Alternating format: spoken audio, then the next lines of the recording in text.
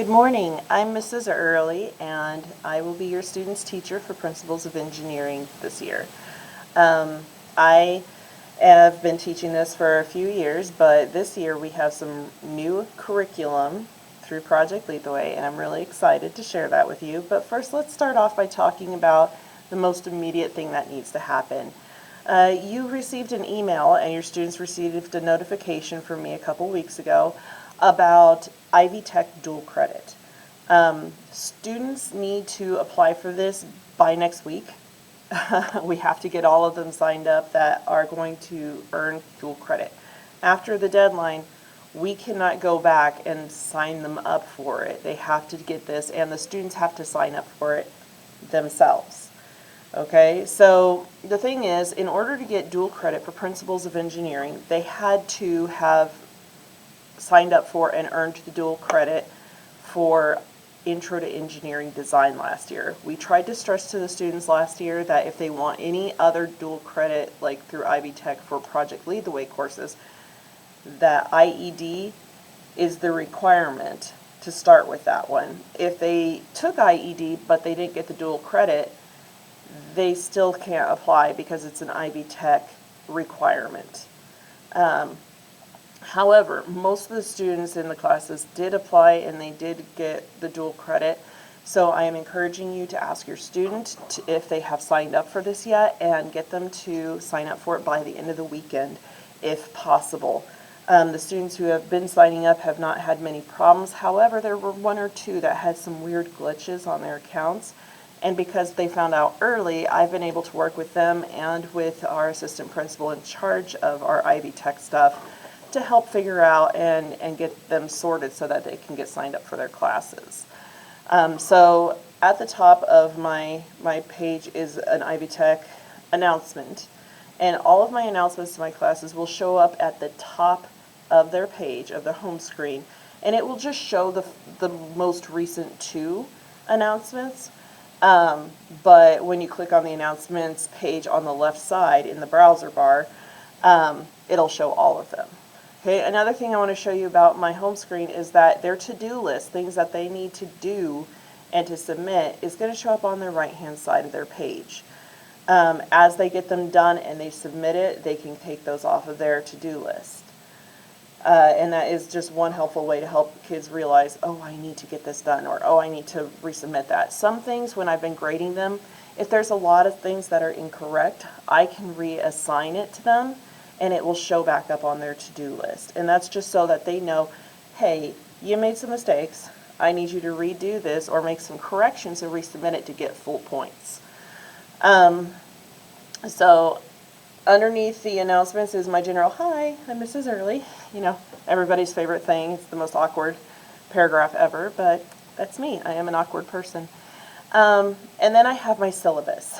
So the syllabus has exactly what Project Lead the Way says is our class is about, and here are our 4 units. Right now we are in Unit 1, Lesson 1.1, and within each lesson there's several activities and projects and learning experiences. And we are planning on getting through all 4 units. In fact, next week we are going to be finishing Lesson 1.1 and moving on to 1.2. With that in mind, we have a much faster pace than IED. Students are going to have homework, and a lot of times the homework is for them to preview and go over a presentation or watch a couple videos or do some practice problems. And the reason why I do that is because we're front-loading the information. It's like when we were in high school and we had to read a chapter, and then the next day we went into class and the teacher clarified, they expanded on concepts, and then we got to do projects and activities based on what we read. We know that the students can read things at home, and that way we can spend most of the lab time in the lab. We've already been building projects and working in different teams and just really getting our hands on some equipment, which is a really big part of the learning process in this class. So if your students are complaining, I have so much homework, well, yeah, but they have an immense amount of time of class time to work on things as well. And several days their homework might be, if you didn't finish this in class, finish the rest of the problems as homework.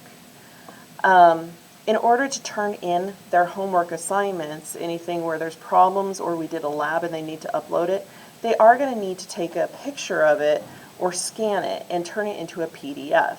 Most of the students have a cell phone, and Genius Scan is an app that they can do, especially I think that's an iPhone app. I don't have an iPhone, but the students have keep telling me, oh, Genius Scan. Okay, get the free version. Don't pay anything for this, people. But also, if they're old school like me, where I can just take a picture and then I put my pictures into a Google document and then download the Google document as a PDF, you can drag and drop that in. 95% of what they're going to turn into me is going to be in a PDF format. The other 5%, videos. So students are going to need to be turning in some files, and they might need a little technical help, but they can come in and get some help with that as well. So just kind of letting you know. Moving on to the grading policy, our department has the same grading policy. 30% of the students' grade is formative assessments, and 70% is summative. So formative are anything that we are doing to learn, to generate the understanding, in-class activities, homework, labs, just general notebook checks kind of things. And then summative assessments are like the giant project at the end, or the quizzes and tests. One of my classes, they have portfolios. So any major assignments and assessments that we have that are the final product of that learning. And that's 70% of the grade. With the grading, yes, I do grade some things in Canvas. However, Canvas and we are not best friends when it comes to the grade book doing what I think it should do. So I just would like to remind you, as I'm working through my issues with Canvas gradebook, that PowerSchool is our official gradebook for the school, and that is the grade that goes onto their transcripts and everything. So check PowerSchool. It is the most correct grade that you have. And then not everything is going to be turned in on Canvas. Some things get graded separate or just right there on the spot with me, and I just put that grade into PowerSchool. So PowerSchool is going to be your most accurate measurement of where your student is at. For revisions and retakes, on formative assessments, I say just do it sooner rather than later. Okay? As soon as I get something and I see that there's some errors, if a student wants to redo it and resubmit it for more points, they need to do it within the time of the lesson. Okay, so everything, all the activities and learning things that we're doing in lesson 1.1 point whatever, that needs to happen. Once we move on to the next lesson, then we really need to be focusing on that work. Okay, when it comes to summative assessments, however, there are a few things that the students are going to have to do before they're allowed to reassess. Okay, the thing is, we need to have them show us an authentic attempt at relearning the material. Okay, I don't want students to take the test and be like, oh, okay, I got that wrong. Let me retake it right now. And I'm like, but what did you do to learn? It's the entire school policy. We need them to show some proof of and some effort. So they might have an extra assignment where they will be developing the learning and showing and figuring out their mistakes. And some students, it might take a couple of things that they're going to have to do, maybe even just sitting down with me for a conversation and clarification. But they are going to have to, the student is going to have to initiate the conversation. It's their grade, so they need to take that step to get the help. With extended assignments, however, like portfolios or projects we've been working on in class for multiple class periods where they've been constantly getting feedback from me, those are not applicable for reassessment. Okay, they have excessive amount of opportunity to get assistance, so those cannot be reassessed. Late work policy, they have until the end of the lesson section. And this is where I usually mess up on my video. This is my third attempt at recording this. So let's fingers crossed, I'm going to go over to the Project Lead the Way site that your students are going to be using. It worked! Yay! Okay, good day. Self high five. Okay, I am kind of a nerd. Your students will learn to love that about me.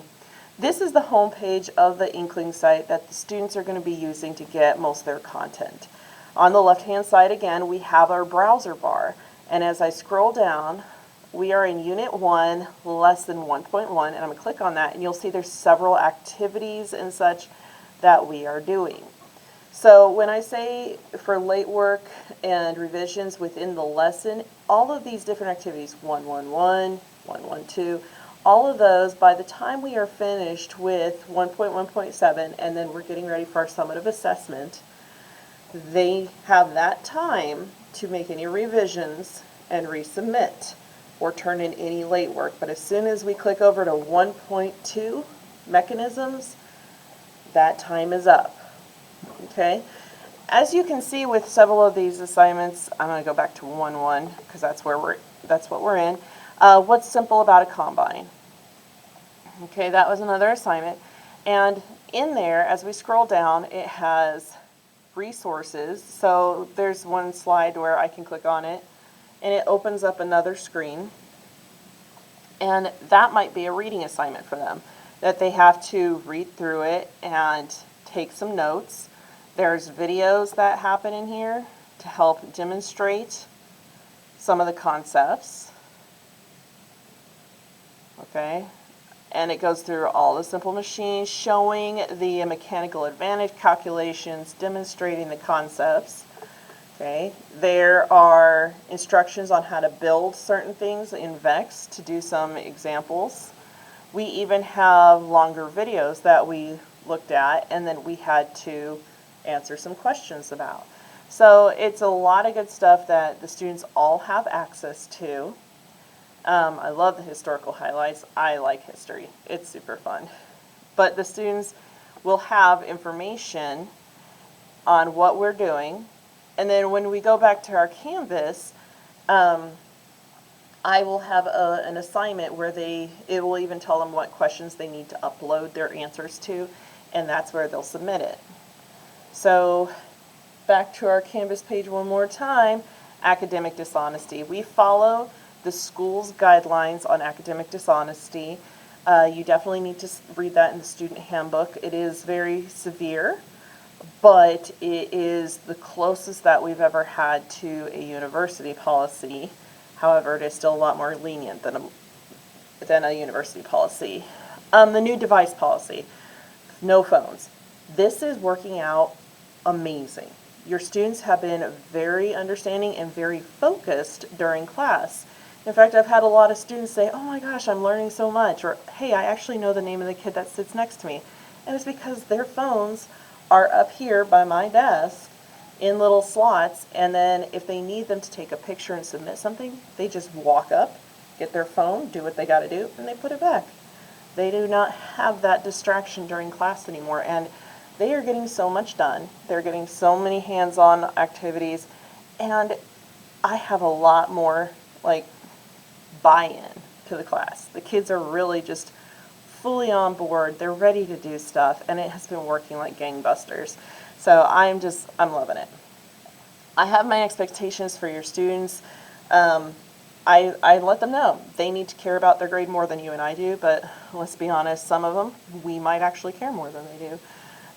They need to focus on what they're doing. They need to be prepared for class, to have their homework and reading done, and be ready. Be ready, and then to ask for help. My expectations for parents. Yeah, I'm that teacher. Please check their grade, maybe once every week or two. Don't do like the whole stalker thing. You've got better things to do. But once in a while, just do a check-in. And then if you have questions about their grades, ask your student first. Okay, the only thing I can tell you is, why does he have that grade? He didn't turn it in? Maybe asking your kid, why didn't you turn that in? Oh, Mom, I've really overcommitted myself with my clubs and stuff. That they know why. All I have is either I got it or I didn't. So also become a Canvas observer, and that way you can also send me messages through Canvas as well. And finally, if you have any questions or concerns, please feel free to email me. I don't answer my phone during the day, but if you want a voice-to-voice contact, send me an email with a phone number that's good to reach you at, and I will call you either before school, after school, or during my prep period that day.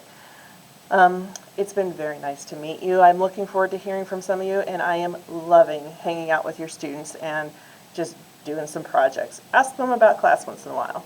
All right. Have a good evening.